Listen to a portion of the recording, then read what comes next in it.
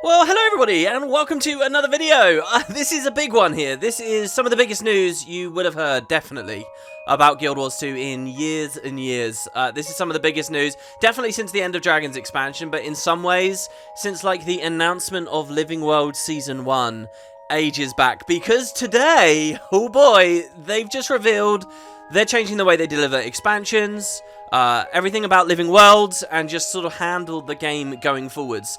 This is a post that you could kind of feel ever since Living World Season 4 ended really sloppily, and they didn't seem to have anything ready, and they scrambled for the Icebreed Saga, that I think the studios needed to work out for ages now, and we've come to the point of them talking to us about it. So, without too much preamble, let's jump in. The footage that I've got in the background is just me playing. It's basically irrelevant, but it's kind of fun. It's me gathering all the pets around Tyria on a new ranger character that I was just doing the other day. So you'll get a good mix of footage from all the different X-Packs and game eras, which is kind of fitting because, well, I'll sum up the blog post for you here now. As far as I'm concerned, there are two key announcements here. Number one, they're killing Living World. As a brand, as an idea, there will still be patches and story updates, just like Living World offers, but the whole concept of calling it Living World, the concept of, oh, if a player misses it, then they have to spend gems for it, people get gated out and locked away, all of that stuff is gone, and as far as I can tell, they won't be using the phrase Living World anymore, which is something I'm very happy about. Living World has been a failure on multiple levels for me over the years. It's not particularly marketable, and this is one of the biggest things about it, but even just as a term, Living World, that speaks to the incredibly ambitious, crazy ideas they had way back in 2013, failed to land, and since Season 2, what has it just been? They've just been patch series. Other MMOs have patch series. They don't need this extra term on top, so why did ArenaNet? So that's number one. Living World is done for, and there'll be more details as I go through the blog post itself in a second. And number two, now this is the really big one, I think, for most people.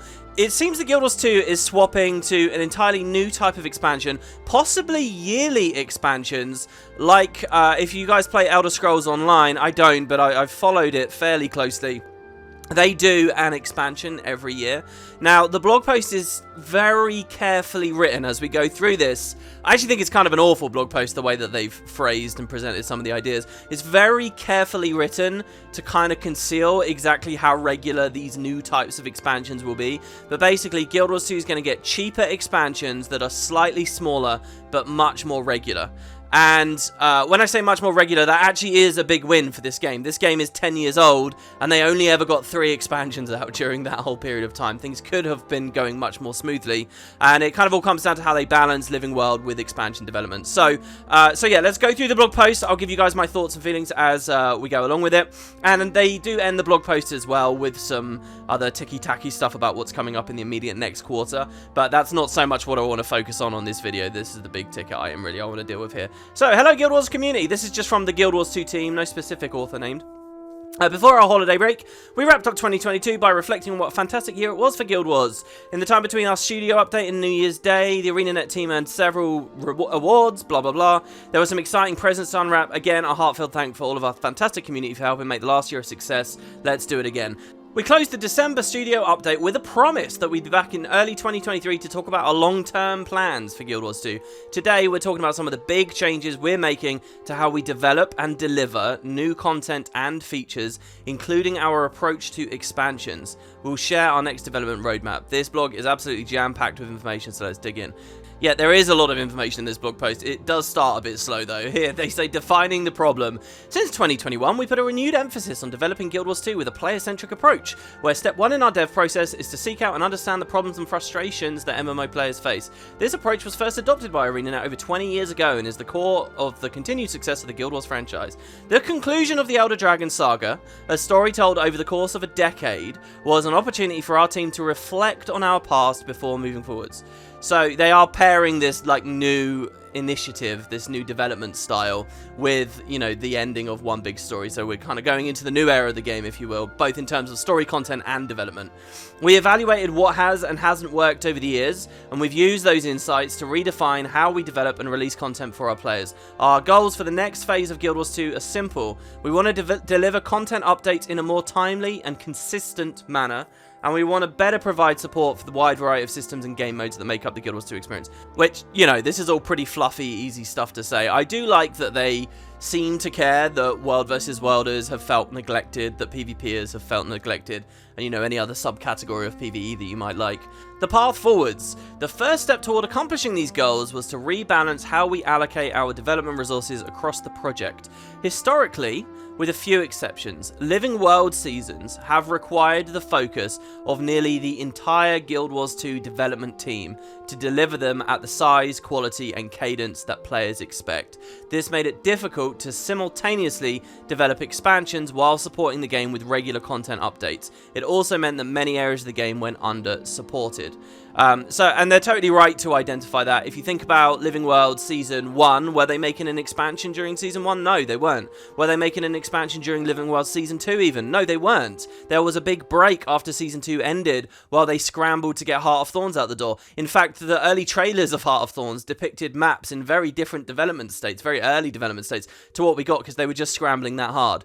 And then after Heart of Thorns came out, what happened again? They had to scramble to get Season 3 up and running. There were a couple of raid releases in that window. Not everybody liked them, and it was kind of a really heavily criticized period for the game. You know, this new X-Pack came out that was supposed to rejuvenate the whole thing, and then we just went quiet on content again for ages. The one exception that they allude to in the blog post here was after Heart of Thorns during the Season 3 era. I don't know what it was that they did during that period of time, but they had Season 3 going out and Path of Fire being developed in tandem, and it was beautiful. It was like, to me, the golden age of Guild Wars 2. I have no idea how they accomplished it. I even remember when I flew out to the studio for POF stuff, I asked, like, they had this big presentation meeting, they said, any questions? And the question I asked was, how did you guys manage to do this? Because they did do a very, very good Living World season with an X-Pack at the same time. But following that, what have we had? Well, a bit of a catastrophe at the end of Season 4 and the Icebrood Saga. And then, again, another scramble into End of Dragons, and more Living World Season 1 re-implementation aside, more basically nothingness over the past year. So this is a story and something they have struggled with basically for the full 10 years. And that's what the big news today is going to try and change. In the next phase of Guild Wars 2's development, we're taking a more balanced approach that will allow us to provide more support for popular game modes, make frequent quality of life improvements to our core gameplay systems like professions, deliver new features, and expand the world of Tyria with satisfying immersive story updates. Now that's what they say. Even having read this whole blog post and understanding their new plan, I don't really understand how this paragraph here is true where it wouldn't have been true in the past before. It looks to me more like this is just a blog post desperately trying to get people on side with the new idea. But here's what they say, what it means to you. Our future expansions for Guild Wars 2 will be the backbone of this new approach. Now, in the past, I would say Living World has felt more like the backbone of Guild Wars 2. Not that I've wanted that, but that's kind of how it's felt. Well, here they say expansions will be the backbone. Rather than launching an expansion every 2 to 4 years, with a season of Living World in between. By the way, did they ever actually hit that 2-year slot? I'm not sure they even did. We'll be releasing smaller expansions more frequently at a slightly reduced price. And remember, Guild Wars 2 expansions are fairly cheap already. Wasn't the most recent one only 30 quid or something? And they're adding additional content for those expansions through quarterly updates, meaning that the next big release is only ever a few months away. So there's a lot in that paragraph to get your head around. Bear with me here. They also say the first release in an expansion cycle is the launching point for a new story arc, bringing with it 2 new open world maps, 2 strike missions, new gameplay and combat features, new masteries, and new rewards. In the following quarterly updates, we'll add another open world map, additional story chapters, challenge modes for the strike missions, a new fractal and challenge mode, new rewards, and additions to the new systems introduced in that expansion. Once that expansion story is complete, the next X-Pack will be just around the corner. Okay, so a lot to dig in here. Number one is, there's maybe not too much discussion we can get out of this, but not only are they moving into this idea of, smaller expansions that come a bit more regularly, each one seems to have its own story. I think on some level they probably regret doing the one dragon plotline for years and years and years and years and years. Now it sounds like the stories are going to be a little bit more decompartmentalized. It's going to be, okay, this X-Pack and the patches following it were about this plot. By the end of it, it's over. And then we go to another one and we do another. Now, if you think about it, this is actually a lot like how Guild Wars 1 operated for a little while around its launch. You know, the factions was its own story. It was not about the Lich, ostensibly. You know, later on they kind of combined things together in the lore. But it was its own story about its own thing, and then it concluded. And then Nightfall came out later, and it was its own story, and then it concluded. It seems more like they want to go back to that campaign storytelling type idea.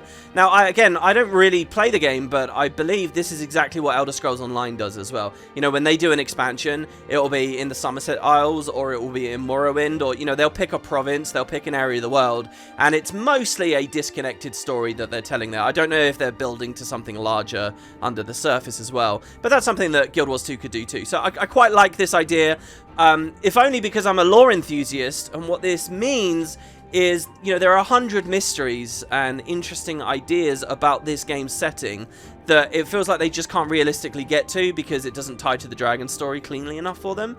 But now they can, you know, and if I don't like the big idea behind the next X-Pack, well, do you know what? It's only going to last a year to a year and a half, and then we'll be into another one. So that feels a lot more natural to me.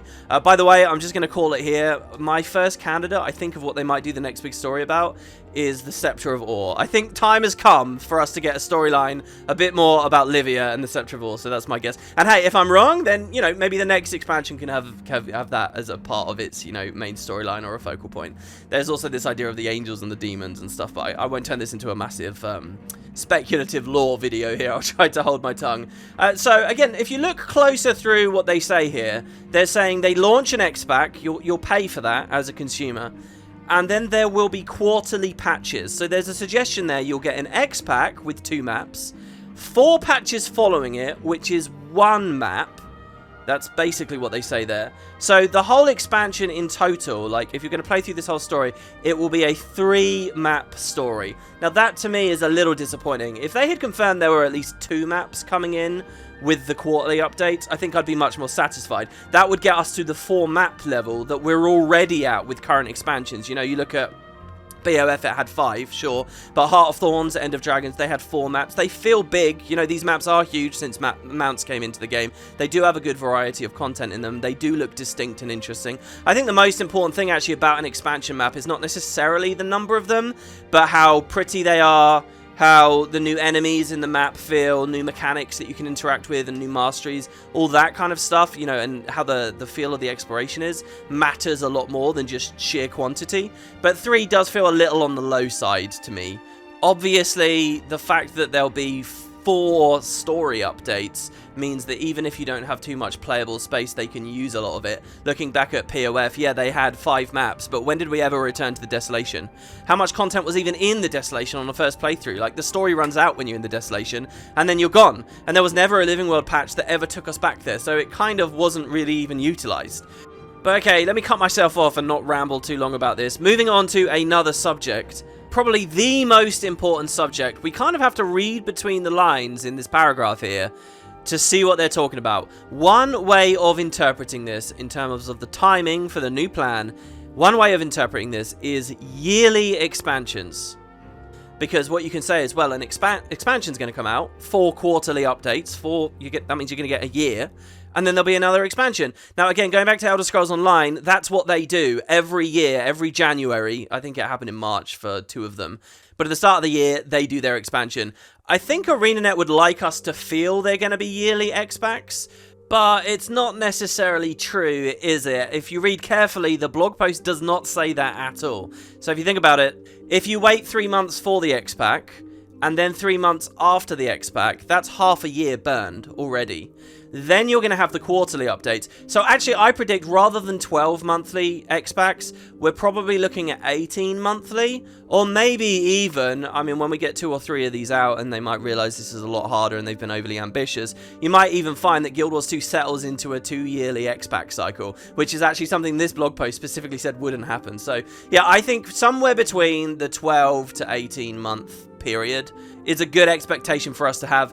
18 months is pretty awkward because it means it's not a regular date every time. Maybe that's unfortunate. Maybe the fact it's going to keep sliding back over the year until eventually a year gets skipped kind of sucks or something. But it does seem like, at least for the most part, each calendar year will have a Guild Wars 2 expansion. Just a slightly shaved down one that you spend less money on. Now, I anticipate that maybe many of you guys will be cynical at this point, thinking, well, it sounds like they're just cutting down on what we already get. But you do have to remember just how inconsistent development has been in the past. There really haven't been that many expansions. So as long as this is consistent, in the long run, I do think we will come out of this with more content for the game. As individual consumers, even if these X-Packs are, fairly modestly priced, I think overall people will end up spending a bit more money. But as long as you're actually spending money for meaningful stuff to play, I think most people would actually be happy with that. Because sure, I can cherry pick that beautiful era of Heart of Thorns into Season 3, into POF, and say, wow, look at all the content we got here, and look at how little we had to pay for it. As long as you were logging in and you got those Living World episodes, you didn't have to go through the gem gates. Wow, look at the value here. I can cherry pick that. But to be realistic, there are a lot more eras of Guild Wars 2's development where things have been up in the air and uncertain, so we've averaged out to not actually having that much quality content, to not having that much regular content. This represents, as long as it's actually accomplished, a much better average. This is like having some of our best years ever, except every year. Another area to be cynical is possibly like what the expansions themselves will contain. Like, I can imagine very fast turnaround X-Packs can probably get new maps out and new enemies and new stories, fine. But what about like big ticket items? What about elite specializations? What about really genuinely good masteries? They struggle already to make decent masteries. So how bad are the masteries going to be when they're, these incredibly fast turnaround products? And they don't really talk about any of that in this post. Isn't it kind of a really bad sign we don't read the word elite specs on this page? That feels like tacit confirmation to me that they're moving away from them. And I've actually done some videos and analyses in the past of how I feel like elite specs are getting a bit drained as it is. I think this most recent wave were not done very well anyway. But elite specs are a big part of the X-Packs for a huge amount of the player base. I wonder how that will go down. The only stuff they confirm is like a fractal, which does sound a bit on the low side to me. I mean, if I really stop and take stock of what they've been doing, then yeah, we haven't had a new fractal for years and years and years, and there have been these big gaps. So maybe just confirmation of at least one each year is nice.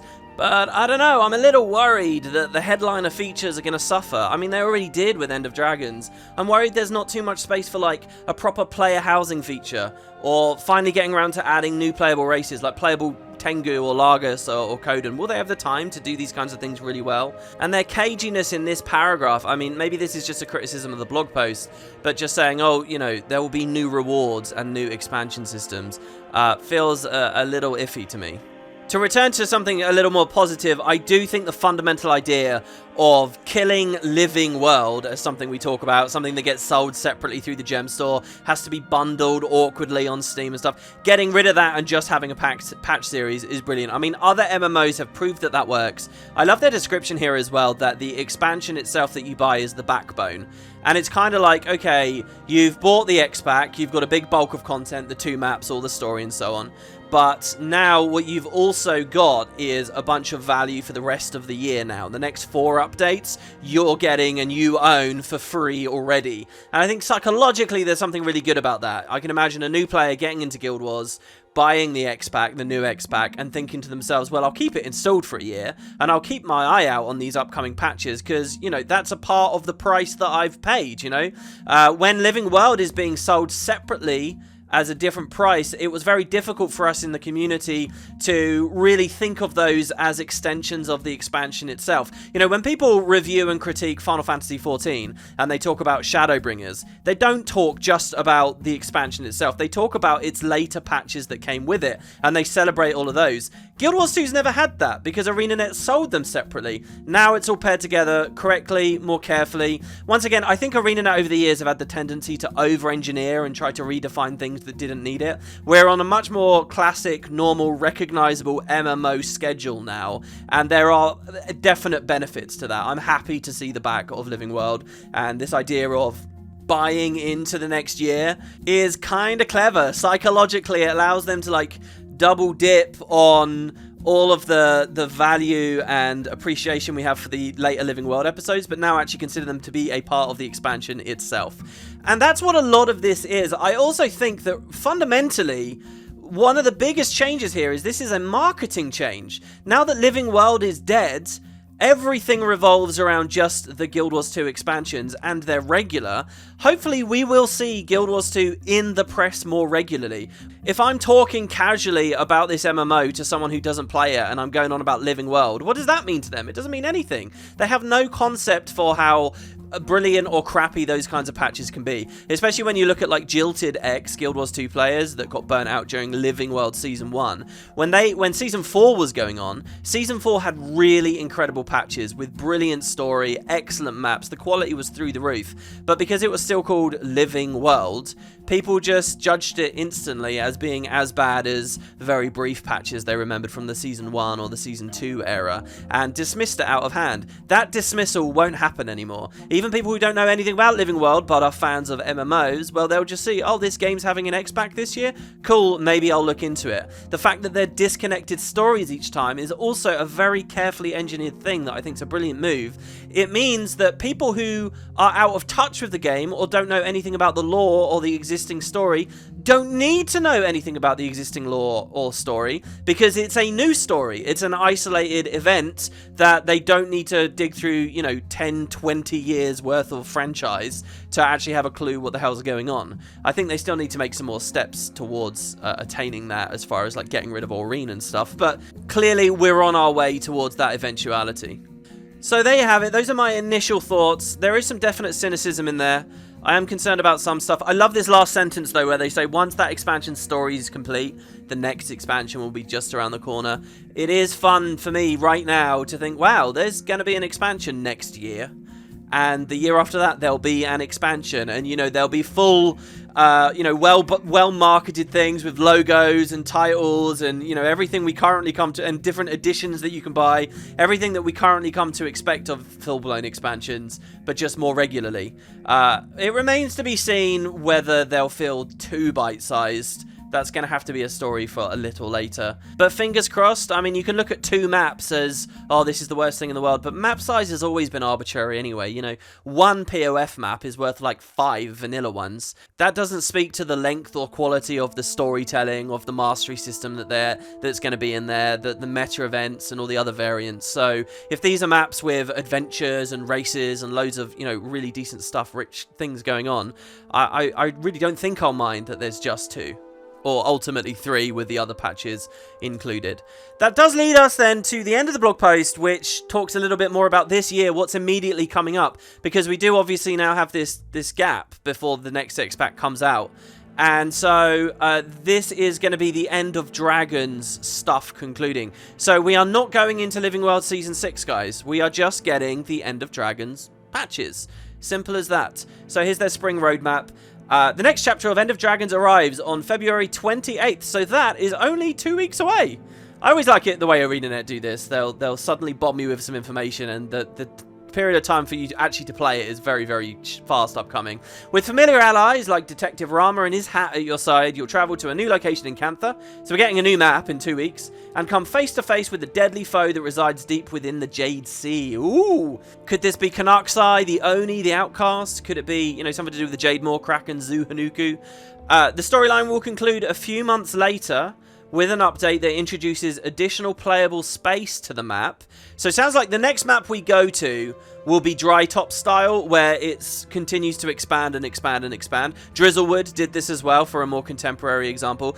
And I believe, guys, as well, why this is especially interesting is what we witness in this patch in 2 weeks is probably what the quarterly updates are going to feel like forevermore. So whatever this map is we get here and how they expand it as the season goes along, well, not season, as the patches go along, they'll probably do that after next year's expansion. You'll get a new map and it expands a bit and it expands a bit and it expands a bit. So really, I've got my eyes on the next couple of weeks with Guild Wars 2. It's an exciting thing to watch because it will be suggestive, indicative, probably, of the future. The storyline will conclude a few months later with an update that introduces additional playable space to the map, adds meta events, boss encounters, lays the groundwork for the future to be announced adventures.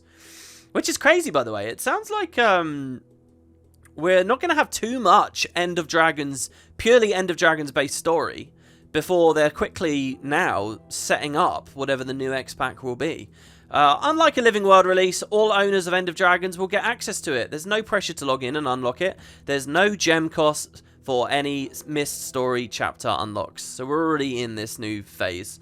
In the first half of the year, we'll release the Su 1 legendary weapons, 2 profession balance update, a new Fractal is coming with its CM, which is very exciting, updates for World vs. World, and then, of course, we're in the middle of the DirectX 11 stuff, the Chromium stuff for the trading post and whatever, which we've been hearing about for ages. Festivals. They've been very vague about festivals. This is Super Adventure Box. This is the time, once again, to start wondering and whining about Season 3, World 3, I should say, where something like World 3 fits in with this new concept. Again, I'm very curious.